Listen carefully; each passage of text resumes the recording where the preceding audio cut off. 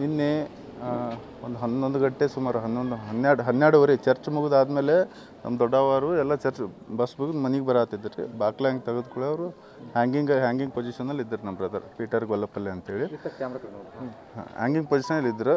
But ಆ table ಮೇಲೆ ಒಂದು ಲೆಟ್ರ್ ಇತ್ತು ಸರ್. ಆ ಲೆಟ್ರ್ ಇಲ್ಲ ಐತೆ ನೋಡ್ರಿ sir. Daddy I am sorry ಅಂತ ಬರೆದಿದ್ದಾರೆ. Pinky is killing me. Pinky ಅಂದ್ರೆ ಅವ್ರ ವೈಫ್ ಸರ್.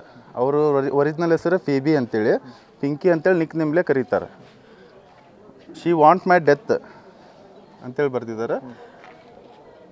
నా సమాధి మీద అండ్ శవం పెట్టి మీద ఇలా రాయించంದ್ರೆ ನಂದು ಶವದ ಪೆಟ್ಟಿಗೆ ಮೇಲೆ ಹಿಂಗೆ ಬರ್ಸಿ ಅಂತೇಳಿ ಅವ್ರ ಇಚ್ಛೆ ಪ್ರಕಾರ ಹಂಗೆ ಬರ್ಸೇವ ಸರ್. ಏನಂತೆ ವೈಫ್ ಪೆಟ್ಟಿನ ಟಾರ್ಚರ್ ವಲ್ಲ ಚನಿಪೊಯ್ಯಾನು, ನನ್ನ ಹೆಂಡತಿ ಟಾರ್ಚರ್ ಇಟ್ಟಾರೆ, ಅದ್ರ ಸಂಬಂಧ ನಾನು ಸಾಯ್ತಿದೆ ಅಂತೇಳಿ ಇದ್ರ ಮೇಲೆ ಬರ್ಸಿ ಅಂತೇಳಿ ಅಷ್ಟು ಅವ್ರು ಟಾರ್ಚರ್ ಇಟ್ಟು ಅಷ್ಟು ಹಿಂಸೆ ಒಳಗೆ ಅವ್ರು ಉರ್ಲಾಕೊಂಡಿದ್ದಾರೆ ಸರ್.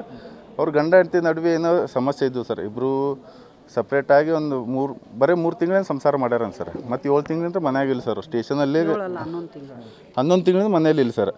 ಸ್ಟೇಷನಲ್ಲಿ ನಡೀತದೆ ಸರ್ ಅದು ಕೇಸ್. ಅವ್ರಿಗೇನೋ ನಂಗೆ 20 ಲಕ್ಷ ಬೇಕಂತೇನೋ ವಕೀಲ್ ಕಡೆ ಅಂದ್ರೆ ಏನೋ ಡಿಮ್ಯಾಂಡ್ ಮಾಡ್ಸ್ಯಾರ ಸರ್. ಎಷ್ಟು ಅಮೌಂಟ್ ಬೇಕು ನಮ್ಗಂತೇಳಿ. ಅದಕ್ಕೆ ಇವರು 2 ದಿನ ನಂತರ ಮೆಸೇಜ್ ಮಾಡ್ಕೊಂತ ರಿಕ್ವೆಸ್ಟ್ ಮಾಡತ್ತಾರ ಸರ್, ಒಂದು ಬರ್ರಿ ಅಂತೇಳಿ.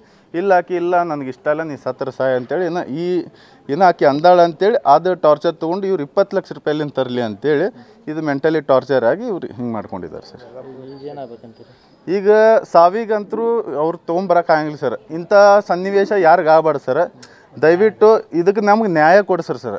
ಈಗ 24 ತಾಸು ಮೇಲೆ ಸರ್ ಇವರು ತೀರ್ಕೊಂಡು ಎಲ್ಲ ಇಂಟಿಮೇಷನ್ ಆಗಿ ಪೋಸ್ಟ್ ಮಾರ್ಟಮ್ ಆಗಿ FIR ಆಗಿ ಎಲ್ಲ ಆಗಿ ಇನ್ನೂ ಮಟ್ಟ ಅರೆಸ್ಟ್ ಆಗಿಲ್ಲ ಸರ್. ಅದಕ್ಕೆ ದಯವಿಟ್ಟು ಆದಷ್ಟು ಬೇಗ ನ್ಯಾಯ ಕೊಡಿಸ್ರಿ ಸರ್.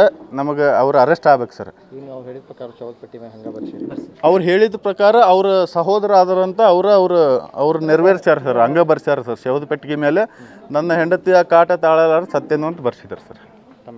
ನನ್ನ ಹೆಸರು ಜೋಯಲ್ ಯಲಕಪಾಟಿ ಅಂತೇಳಿ ಸರ್.